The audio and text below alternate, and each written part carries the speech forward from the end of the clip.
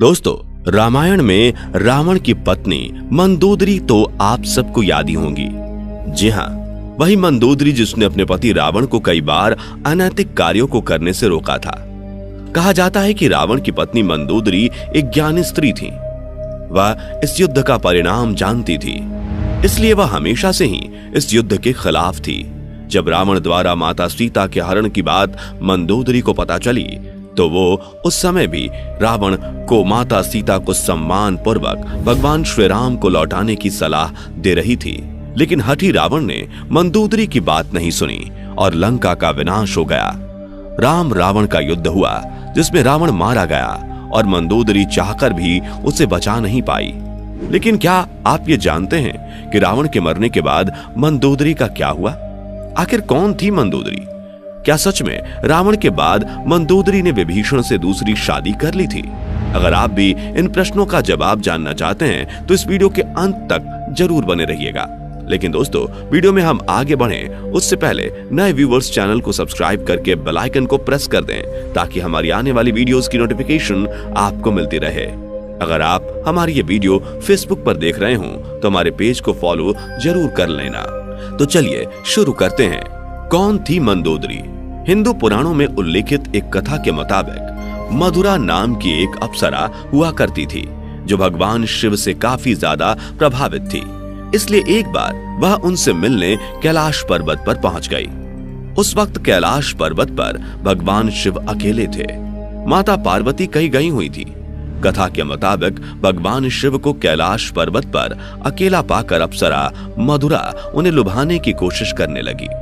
कुछ देर बाद जब देवी पार्वती कैलाश पर्वत पर आईं तो उन्होंने मधुरा के शरीर पर भगवान शिव का भस्म लगा हुआ पाया, जिसे देखकर माता पार्वती क्रोधित हो गईं और क्रोध में आकर उन्होंने मधुरा को श्राप दे दिया कि तुम अगले 12 वर्ष तक मेढकी के रूप में जीवन व्यतीत करोगी।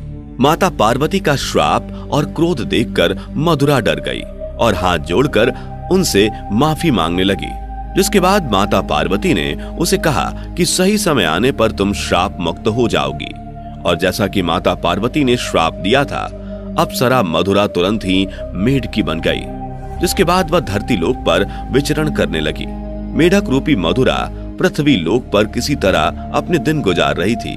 लेकिन तभी एक दिन अचानक एक भयंकर सर्प मेढकी मधुरा को खाने के लिए उसके पीछे पड़ गया। मेढकी मधुरा अपनी जान बचाने के लिए भागने लगी और भागते भागते वह सप्त ऋषियों के आश्रम में पहुंच गई, जहां उन्होंने खीर बनाने के लिए खीर का बहुत बड़ा बर्तन लकड़ी के चूल्हे पर चढ़ाया हुआ था। जब सांप ने मेढकी मधुरा को दौड़ाया तो वह उछलकर उसी खीर के बर्तन पर बैठ गई। जब सांप उसके पीछे आया तो वह उससे बचने के लिए बर्तन के एक छोर से दूसरे छोर पर उछल गई।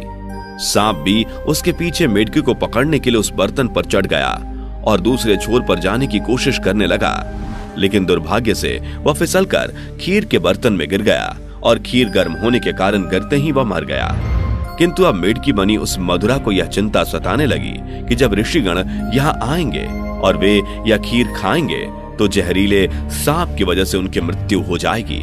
और मधुरा यह हरगिज नहीं चाहती थी उसकी वजह से सप्त ऋषियों की जान जाए। इसलिए वह वहीं बैठकर ऋषियों का इंतजार करने लगी। जैसे ही ऋषि वहां आए वह उनके सामने ही तुरंत खीर के बर्तन में कूद गई। ऋषियों ने मेढकी को बर्तन में कूदते हुए देख लिया, इसलिए उन्होंने सोचा कि अब तो यह खीर खाने योग्य नहीं है और उन्होंने खीर को वहीं फैला दिया। खीर फैलाने पर उन्होंने देखा कि उस बर्तन में मेढकी के अलावा एक सांप भी मरा हुआ है।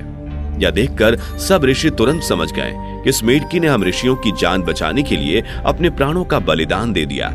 मेढकी के इस नेकदिली को देखकर सभी ऋषियों ने अपनी शक्ति से उस मेढकी को जीवित कर दिया और उसे कन्या का स्वरूप दे दिया, जिससे अब मधुरा मेढकी से एक सुंदर कन्या बन गई। किंतु लोक समाज के डर से ऋषियों ने इस कन्या को अपने साथ नहीं रखा। उन्होंने महर्षि कश्यप के पुत्र मायासुर को बुलाकर उस कन्या को उन्हें सौंप दिया।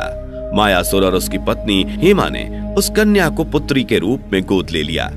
उन्होंने ही मधुरा का नाम बदलकर मंदोदरी रख दिया। अगर हम बात मंदोदरी के पिता मायासुर की करें तो उसे राक्षसों का विश्वकर्मा कहा जाता था। उसे ब्रह्मा जी से एक विशेष वरदान प्राप्त था, जिसके मुताबिक वह कहीं भी सुंदर भवन व नगर का निर्माण कर सकता था। मायासुर ने ब्रह्मा से प्राप्त वरदान के प्रभाव से ही अपनी पत्नी हेमा के लिए मंडोर जैसे खूबसूरत नगर का निर्माण किया था, जो कि वर्तमान में जोधपुर का मंडोर है। मंदोदरी और रावण का विवाह कैसे हुआ? कथा के अनुसार एक बार रावण मायासुर से मिलने के लिए मंडोर पहुंचा था। उसी समय उसकी नजर मंदोदरी पर पड़ी थी। रावण मंदोदरी को देखते ही उसकी सुंदरता पर मोहित हो गया, इसलिए उसने असुर राज मायासुर के सामने मंदोदरी के साथ विवाह का प्रस्ताव रख दिया। कहा जाता है कि जब विवाह के लिए रावण और मंदोदरी की कुंडली का मिलान हुआ तब स्थितियां ठीक नहीं थी, लेकिन रावण के प्रताप को देखकर मायासुर ने उसे डर से मना नहीं किया। वहीं दूसरी तरफ मंदोदरी भी रावण से विवाह नहीं करना चाहती थी, लेकिन अपने पिता की बातों को टाल न सकी, जिस वजह से मंदोदरी ने रावण से विवाह के लिए हामी भर दी। कहा जाता है कि राजस्थान के जोधपुर के मंडोर में मंदोदरी और रावण का विवाह हुआ था। राजस्थान के जोधपुर के मंडोर रेलवे स्टेशन के पास एक जगह है जिसके बारे में ऐसी मान्यता है कि यहीं पर रावण ने मंदोदरी के संग 7 फेरे लिए थे। कुछ मान्यताओं के मुताबिक भगवान शिव के वरदान के कारण मंदोदरी का विवाह रावण से हुआ था।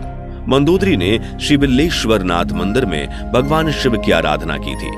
यह मंदिर मेरठ के सदर इलाके में है। कहा जाता है कि मंदोदरी ने भगवान शंकर से यह वरदान मांगा था कि उसका पति इस धरती का सबसे विद्वान और शक्तिशाली हो। उस समय रावण ही एकमात्र ऐसा पुरुष था जो धरती का सबसे विद्वान और शक्तिशाली था। कहते हैं रावण मंदोदरी की सुंदरता पर इस कदर मोहित हुआ कि उसकी कई रानियां होते हुए भी उसने मंदोदरी को यह वचन दिया कि केवल मंदोदरी ही उनकी प्रमुख रानी और लंका की महारानी होगी। कथाओं में मंदोदरी को एक पतिव्रता नारी के रूप में वर्णित किया गया है। वह मंदोदरी ही थी जिसने अपने पति रावण के मनोरंजन के लिए शतरंज के खेल का प्रारंभ किया था। रावण से विवाह के बाद मंदोदरी को रावण से मेघनाथ और अक्षय कुमार नामक 2 पुत्र भी हुए थे। जनश्रुतियों के मुताबिक श्री राम द्वारा रावण के वध के पीछे मंदोदरी का भी हाथ था। कहा जाता है कि रावण की मृत्यु एक दिव्य बाण से हो सकती थी और उस दिव्य बाण के बारे में रावण ने सिर्फ मंदोदरी को ही बताया था, लेकिन हनुमान जी ने बहुत ही चालाकी से अपनी बातों में फंसाकर मंदोदरी से इस बाण के बारे में जानकारी हासिल करके उसे चुरा लिया और इस बाण की मदद से प्रभु श्री राम ने रावण का वध कर दिया था। कहते हैं कि मंदोदरी अपने पति द्वारा किए गए बुरे कार्यों से अच्छी तरह परिचित थी। वह हमेशा रावण को यही सलाह देती थी कि बुराई के मार्ग को त्याग कर सत्य की शरण में आ जाए, लेकिन अपनी ताकत पर घमंड करने वाले रावण ने कभी मंदोदरी की बात को गंभीरता से नहीं लिया और उसका परिणाम तो आप सभी जानते ही हैं। क्यों किया मंदोदरी ने विभीषण से विवाह? जब रावण ने सीता का हरण किया था उस वक्त मंदोदरी ने इसका विरोध किया। उसने रावण को मां सीता को पुनः राम को सौंपने को कहा था, लेकिन रावण ने मंदोदरी की बात को अनसुना कर दिया। प्रचलित कथाओं के मुताबिक राम रावण के युद्ध में विभीषण और मंदोदरी सहित कुछ गिने चुने लोगों को छोड़कर रावण के पूरे कुल का नाश हो गया था। रावण की मृत्यु की खबर जब मंदोदरी को मिली तो वह विलाप करते हुए युद्ध भूमि में पहुंच गई और रावण के शव को देखकर वह तेज आवाजें निकालकर रोने लगी। कहते हैं वहां युद्ध भूमि में मंदोदरी की नजर प्रभु श्री राम से भी टकराई। मंदोदरी को इस तरह से विलाप करता देख प्रभु श्री राम को भी अति दुख हुआ था। लंका के सुखद भविष्य के लिए श्री राम ने विभीषण को लंका का राजपाट सौंप दिया था और उन्होंने मंदोदरी के सामने विभीषण से विवाह करने का प्रस्ताव रखा था, लेकिन उस समय मंदोदरी ने इसका कोई उत्तर नहीं दिया। जिसके बाद प्रभु श्री राम अपनी पत्नी सीता और भाई लक्ष्मण के साथ वापस अयोध्या लौट गए। वहीं दूसरी तरफ मंदोदरी ने रावण के वियोग में खुद को लंका के महल के कमरे में कैद कर लिया। बहुत दिनों तक इस कमरे में कैद रहने के बाद वह बाहर निकली और फिर उसने विभीषण से विवाह कर लिया। लेकिन कुछ विद्वान इस बात को सीधे तौर पर नकारते हैं। उनका मानना है कि यह सिर्फ किंवदंतियां हैं, इनका सच्चाई से कोई भी लेना देना नहीं है। दरअसल इन विद्वानों के मुताबिक मंदोदरी एक पतिव्रता नारी थी। वह अपने पति के प्रति पूरी तरह से समर्पित थी। इतनी महान ज्ञानी और पतिव्रता नारी ऐसा निर्णय नहीं ले सकती। ऐसे में रावण की मृत्यु के बाद मंदोदरी का विभीषण से विवाह करना एक किंवदंती के अलावा और कुछ नहीं है। वैसे दोस्तों, आपको क्या लगता है कि क्या मंदोदरी ने विभीषण से दूसरा विवाह किया था? कमेंट में जरूर बताइए। इस वीडियो में फिलहाल इतना ही। उम्मीद है आपको आज की ये वीडियो पसंद आई होगी। अगर हाँ तो इस वीडियो को लाइक करें और इस तरह के और भी अमेजिंग एंड इंटरेस्टिंग वीडियोस को देखते रहने के लिए चैनल को जरूर सब्सक्राइब कर लें। Thanks for watching.